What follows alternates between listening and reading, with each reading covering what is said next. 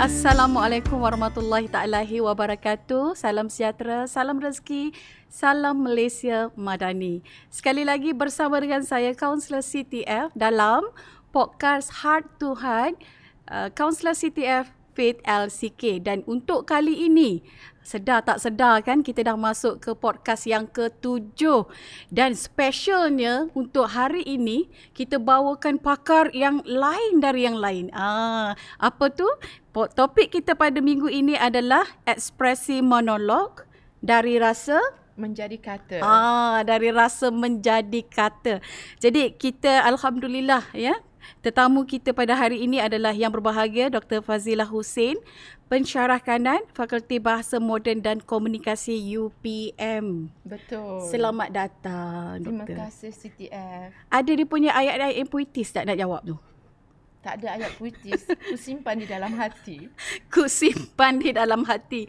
Jadi bila kita buat pengenalan tadi kan, ada mungkin penonton kita tertanya, apa topik kita yang kalau kita sebutkan sebagai ekspresi monolog dari rasa? Dari rasa menjadi kata. Mungkin doktor boleh terangkan sikitlah pada penonton kita kan. Apa sebenarnya yang dimaksudkan dengan monolog itu sendiri? Baiklah, terima kasih CTF kerana menjemput saya pada petang ini. Alhamdulillah, yang tadi tu yang Puan CTF tanya tu adalah ekspresi monolog. Dia tanya monolog. Yang sebelum tu ekspresi. Maksudnya monolog ni adalah percakapan kita di dalam hati kita. Selalu kan kita bercakap dalam hati. Betul tak? Betul. Kadang-kadang kita bercakap di mulut tetapi bersendirian. Itu yang namanya monolog. Orang lain tak dengar, kita saja. Mungkin kita bermonolog kepada Tuhan. Mungkin kita bercakap dengan periuk, dengan tikar, dengan pokok, dengan pemandu di luar sana yang tak dapat pun berkomunikasi dengan kita.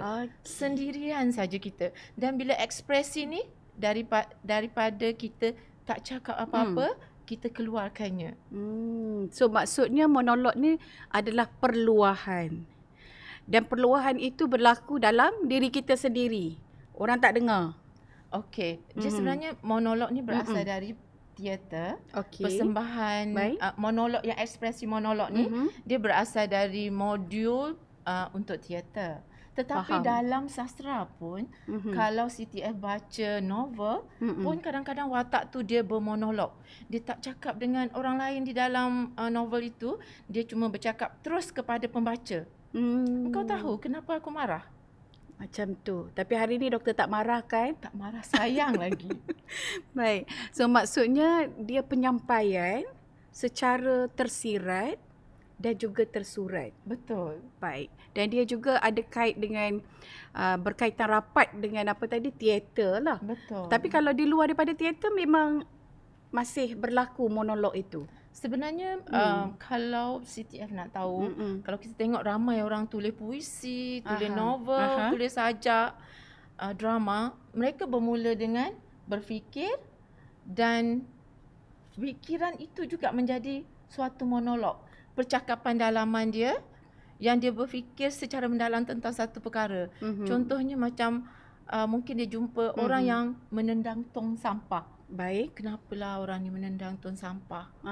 Mak ayah dia tak ajar ke? Mak ayah juga kena salah kan? Anak yang buat salah. Tapi dia bercakap tak? Baik. Itu yang dia rasa. Dia rasa tersentuh sebab kenapa ada perangai macam ni? Orang lain semua tak tahu apa yang dia rasa. Tapi dia pasti apa yang dia rasa. Dan monolog tu perlu diluahkan. Dalam konteks teater, monolog dah jadi satu persembahan solo. Faham. Jadi tak walaupun tim dia ada di belakang, tetapi di atas pentas dia bersendirian menyampaikan apa yang dirasa. Faham. Dia mengendalikan penonton yang melihat ke arah dia. Dia mengendalikan konflik dan dia mengendalikan cerita, lakonan daripada awal sampai akhir. Faham. Dengan membawakan suatu konflik yang nak dikongsikan dengan penonton. Wah, begitu tersirat bunyi dia pun kan. Susah ke? Saya nampak kru kita kat depan ni pun macam leko. Asyik dia mendengar tu kan. Sebab dia mula bermonolog sekarang. Dia mula bermonolog. Betul. Siapakah di depan ini? Okey. Baik, mengapa perlu monolog itu diluahkan? Kenapa perlu? Ya, selalu orang kata soalan yang baik. Semua soalan pun baik sebenarnya. Terima kasih. Ya, tapi soalan CTF tu berkaitan dengan bidang puan sendiri iaitu kaunseling. Mengikut pembacaan saya, monolog juga digunakan dalam terapi. Ya. Kerana apa? Bila dia mengeluarkan apa yang dia rasa, sebahagian tu pergi daripada dia. Dan monolog juga salah satu daripada sebahagian kepada pendekatan terapi. Betul. Itu puan lagi arif daripada saya. Jangan saya melebihi daripada Cuma orang sebelah. mungkin dari segi yang teater kita lakonkan. Betul. Ya? Tapi kalau untuk elemen terapi, monolog tu ada juga terapi dan ia berkait dengan topik asal untuk podcast kita ni. Iaitu? Itu meningkatkan kesedaran kesihatan mental di kalangan staf UPM. Jadi kita bawakan podcast dengan topik yang besar itu dan kita pelbagaikan pengisian dia. So antara salah satunya untuk podcast yang ketujuh ni, kita bawakan elemen teater, elemen sastera, elemen monolog kan, untuk pastikan penonton kita tahu yang sebenarnya bila kita stres, bila kita rasa stuck, bila kita rasa tak menentu dalam hati tu, ada macam-macam cara. Untuk dikeluarkan. Ya, untuk dikeluarkan. Sebab kita bawakan pakar supaya pakar ni dia boleh cerita lebih. Kan monolog tu apa, orang ingat monolog tu rupanya berlakon aja, teater sahaja kan. Tapi dia ada elemen terapi yang tu yang seronoknya. Betul. Kan. Kalaulah tadi saya ada sebutkan kan. Salah satunya macam orang tulis sajak dan puisi. Baik. Ya. Bila kita baca sajak dan puisi tu, kita rasa macam dia menceritakan tentang sesuatu.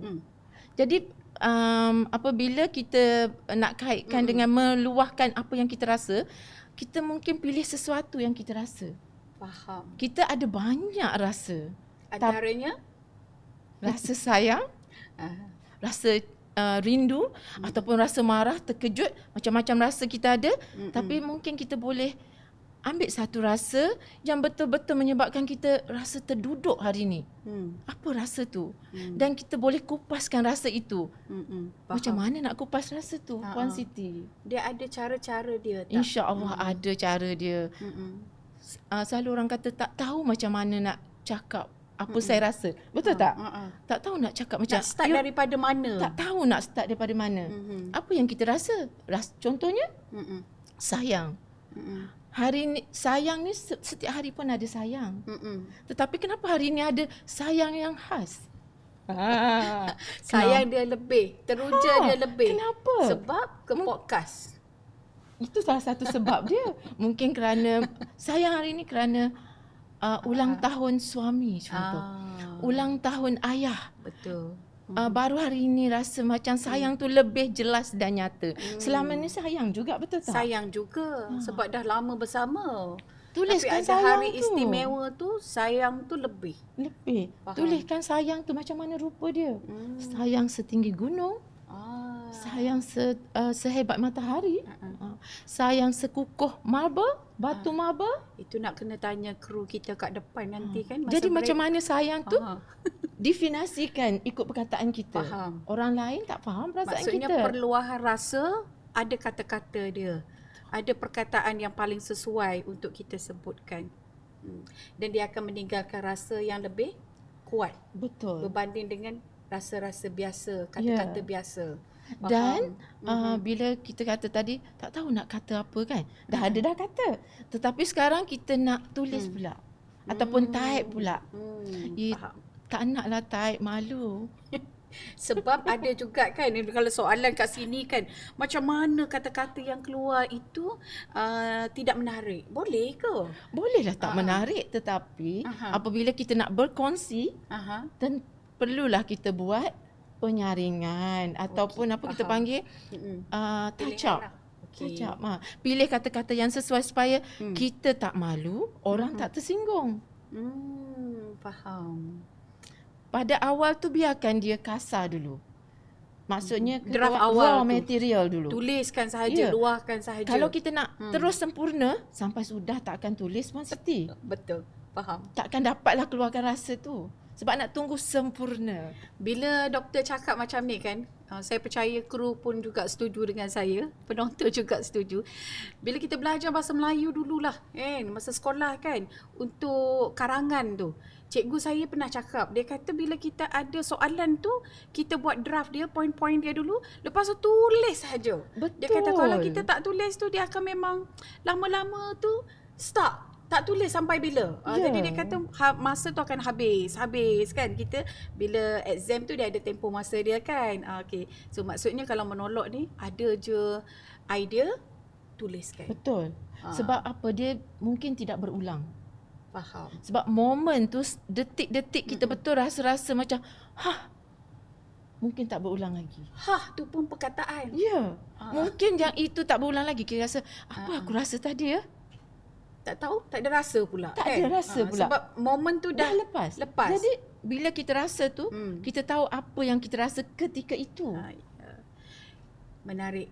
Sangat InsyaAllah. menarik. Sebab itu kalau dalam terapi kan, dalam kaunseling, bila kita berada dalam keadaan sedih tu perlu dinikmati. Maksudnya apa?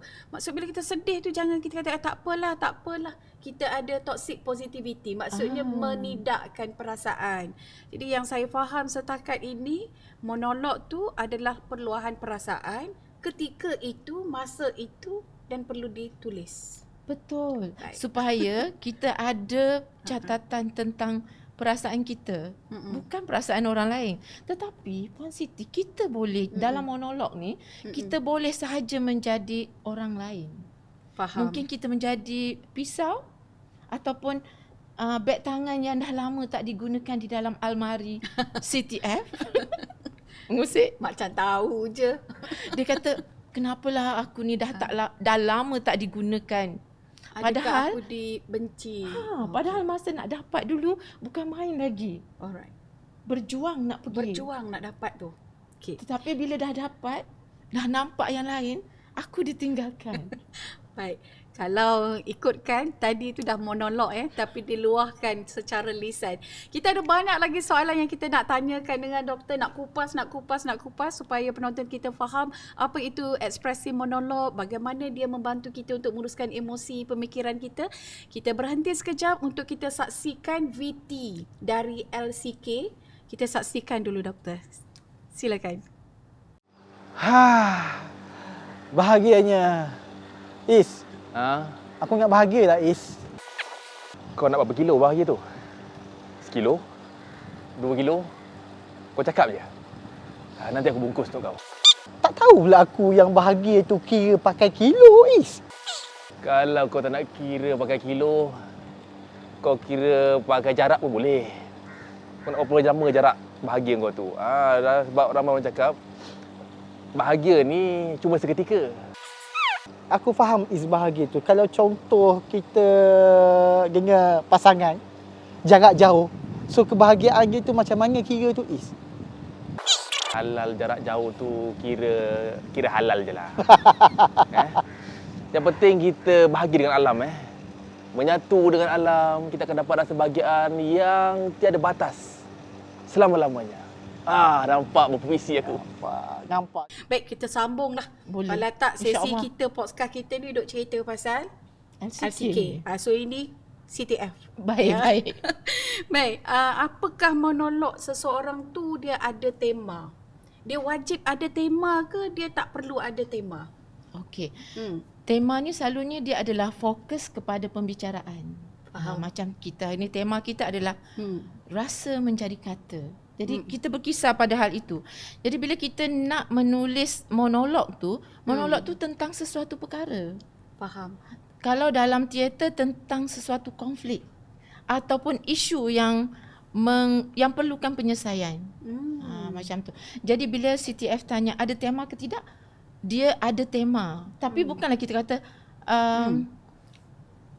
tema itu seperti ini, sebab kalau dalam teater memang kena ada tema. Faham. Baru kita tahu. Yeah. Tetapi dalam kehidupan kita yang sebenar, monolog tu datang tanpa kita jangka. Tiba-tiba. Takkanlah kita kata, tengah hari nanti aku nak tema macam ni. Maksudnya rasa macam ni. Tak tahu lagi rasa tu dapat ke tidak tapi tengah hari nanti. Alhamdulillah rasa tu masih lagi stabil. Masih Rasa lagi tu terkawal. kekal segar. Ya, rasa seronok kan. Sebenarnya penonton kita lama dah tak jumpa dengan Dr. Fazilah, dan saya sebenarnya dengan Dr. Fazilah kita pernah ke Lombok, Masya Allah. Indonesia pada tahun 2019. 19. Masya Allah, pengalaman hebat CTF. Sebelum PKP kan? Betul sangat. Jadi pengalaman itu kita laksanakan juga monolog ya. Betul. Bersama dengan anak-anak di sana yang ketika itu masih lagi pasca tsunami, gempa bumi di Gempa Lombok. bumi. Jadi saat kita melakukan aktiviti pun ada gegaran ya. Betul. Tiba-tiba kan. So itu pengalaman yang sangat luar biasa, dan anak-anak ini mungkin doktor boleh ceritakan sikit dari segi perluahan mereka tu dalam monolog yang pantas yang kita buat tu. Betul. Ya, kalau mengimbau balik pasal anak-anak di Lombok ni memang mengharukan. Kebetulan pula kami pergi ke sekolah tahfiz ya, CTF ya. Dan sekolah tahfiz menengah dan sekolah rendah ya di sana. Jadi apabila kita buat sesi ini, kita tak boleh buat yang terlampau keras. Jadi kita buat yang ringan dan bersesuaian dengan persekitaran mereka. Apa yang kita dapat buat, sebab mereka ramai CTF. Betul. Kita ada 4 kelas. Ya.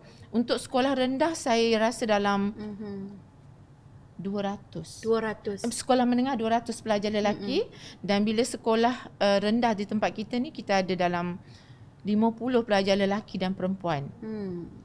Jadi kerana mereka ini masa yang kita ada pendek, jadi apa yang kita buat adalah kita minta mereka luahkan perasaan mereka kepada Allah, iaitu berdoa. Jadi apa yang kita dapat adalah sangat mengejutkan CTF, kerana apa yang mereka doakan itu adalah sesuatu yang hebat bagi saya, yang kalau kita berdoa kita memanglah minta ampunkan dosa, tapi mereka nak hafal Al-Quran. Mereka nak bawa mak ayah ke Mekah. Masya Allah, kalau saya cakap lagi rasa macam dibawa semula ke tempat sana. Ya, melihat anak-anak ni begitu tulus sekali meluahkan apa yang mereka rasa, dan ketika itu kita minta mereka tulis sebenarnya CTF. Betul. Sebab apa? Kita nak merakamkan momen tersebut, pengalaman tersebut, dan barulah kita melihat dapat mengesan kerana kita ada data-data perasaan mereka, barulah sebenarnya memang mereka memang telah diasuh untuk menghafal Al-Quran, dan dalam diri mereka tu mereka nak Al-Quran. Masya Allah. Okey. Terharu. Okey, untuk para penonton kita ya, sekiranya ada persoalan ataupun topik-topik yang ingin dikupas dalam podcast kita, boleh tulis di ruangan komen ya, jangan segan, jangan malu. So kita akan pastikan cuba laksanakan, bawakan topik-topik yang anda semua cadangkan itu. Jadi nak kaitkan dengan terapi tadi dan juga elemen kesihatan mental kan. Maksudnya monolog ni sesiapa sahaja boleh. Boleh menulis, boleh meluahkan. Sebab itu pentingnya bila kita dalam keadaan sedih, curiga dan sebagainya kan, kecewa dan sebagainya, maka kita boleh gunakan elemen ini sebagai salah satu cara untuk mengawal emosi dan pemikiran kita. Kalaupun kita mungkin tak ada sesiapa dekat tepi kita tu pada ketika itu, masa stres tak ada sesiapa, ataupun dalam keadaan orang stres, kadang-kadang doktor dia tak nak duduk dengan orang. Dia nak bersendiri. Betul. Tapi bersendiri dengan manfaat. Maksudnya bersendiri tanpa memudaratkan. Duduk, luahkan, tulis. Ya, tepat sekali Siti. CTF. Nama manja selalu saya panggil CTF, Siti Adinda Kanda. Ya, itu pun sebenarnya elemen kata-kata ya. Yang sebenarnya hanya kita saja yang rasa. Betul. Dan faham. Tepat tahu tidak panggilan tu kepada kita. Kita boleh tahu sebenarnya. Betul. Dulu dipanggil aku lain. Sekarang dipanggil lain. Dah berubah kerasa. Wow. Baik, ada soalan yang terakhir lah kan. Kalau apa dengan dia tu? Dr. Fazilah Mencemaskan lah memang soalan banyak CTF sangat. ni. Soalan kita santai je doktor, yang risau kan. Sebab ni kita dah counting kan. Untuk soalan-soalan tu kita ringkas-ringkaskan. Betul. Kita kalau, nak santai tapi sampai. Alhamdulillah, insya-Allah. Jadi boleh kongsi kat monolog yang pernah diekspresikan. boleh ke saya buka di Instagram saya? Boleh, boleh. Kru bersedia ya untuk mendengarnya. Baiklah, ini saya tulis semasa saya berada di luar negara. Wow. Ya. Momen itu di luar negara. Betul. Kalau nak tulis sekarang tak jadi. Tak jadi dah. Ya. Kerana ketika itu kita berhubung dan berurusan dengan sahabat kita ataupun rakan sekerja kita ataupun sesiapa saja melalui talian. Faham. Terutama melalui handphone. Okey. Jadinya apa yang saya tuliskan, luahkan ini ada kaitan dengan sikap kita lah. Mungkin sikap saya. Saya percaya tuan-tuan dan puan-puan tak macam saya. Ya. Dan tajuk dia, saya dah bagi tajuk dah. Ada tema dia lah. Bila saya dah siap tulis tu, saya tahu ini tajuk yang sesuai. Baik. Tajuk dia Legenda Sebuah Keangkuhan. Okey. Dia Silakan. mungkin panjang, saya baca mungkin Half lah. sedikit ya. Apabila aku typekan message itu bukan untuk membuang masa aku atau engkau. Faham? Apabila aku mengirimkan message itu, aku pasti kau melihatnya. Blue tick. Tetapi aneh, kau tidak membukanya. Message itu masuk ke telefon. Telefon di genggamanmu. Yang dapat kau rasakan getarannya, yang dapat kau lihat tajuk mahupun baris atasnya. Yang kau tahu itu mesej dan kandungan yang kau mahukan. Tetapi mengapa kau tidak mengakui kau membacanya? Dan mengapa kau tidak mengakui kau menerimanya? Dan tiada lagi sifat mulia untuk menghargai atau menghormati. Tiada terima kasih. Tiada notis penerimaan. Tiada maklum balas. Sunyi. Tidak peduli pada yang menunggu dan kau berikan alasan yang paling lemah. Yang boleh manusia berikan di dunia ini. Sibuk. Ya. Panjang lagi Siti. Okey, menarik kan? So maksudnya bila kita dengar setiap baik-baik kata tu sangat puitis tapi secara terus. Maksudnya sekali dengar tu kita fahamlah ada rasa sedih, Muhasabah diri tak? juga. Ya. Kan sebabnya benda ni biasa berlaku. Betul. Bukan bila kita di luar negara saja sebenarnya. Dalam negara pun duduk sebelah menyebelah pun boleh jadi. Contohnya kalau email, ini sampingan lah kan. Email bila baca perlu respon. WhatsApp kalau dah baca, dah blue tick tu perlulah tulis walau tak siap pun lagi. Tak buat pun lagi. Ambil maklum. Paling tidak Siti. yang penghantar mesej tu dapat tahu dia menerimanya. Betul. Belum lagi Itulah tindakan dianya. kan? Itulah dianya CTF sebenarnya yang saya rasa dan saya ingin Dan sampaikan. kaunselor memahaminya. Masya Allah, memang rezeki saya hari ini berkongsi rasa dan saya pun dapat manfaat dan sebab tu daripada rasa pun dah terluah dah tadi. Lebih besar lagi halayaknya. Sebab tu daripada rasa menjadi Jadi kata. Baik, kita alhamdulillah sudah sampai ke penghujung podcast kita. Terima kasih banyak-banyak pada doktor kerana sudi kan untuk hadir pada hari ini dan juga berkongsi dengan kita. Kita akan panjangkan lagi, mungkin ada episod-episod yang seterusnya khusus InsyaAllah. untuk para penonton kita belajar macam mana nak menolok ni lagi kan. Macam mana ekspresi itu boleh dilakukan. Jadi sebagai tanda penghargaan dan juga bukti kehadiran, selalunya kita akan ambil tanda tangan lah kepada poster kita untuk kita simpan di studio kita nanti, dan kita akan letakkan di satu ruangan untuk lihat berapa banyak dah podcast yang telah kita laksanakan. Jadi nak minta doktor untuk tanda tangan lah ya. Maafkan saya besar-besar. kidal. Okey. Okey. Di mana? Di sini.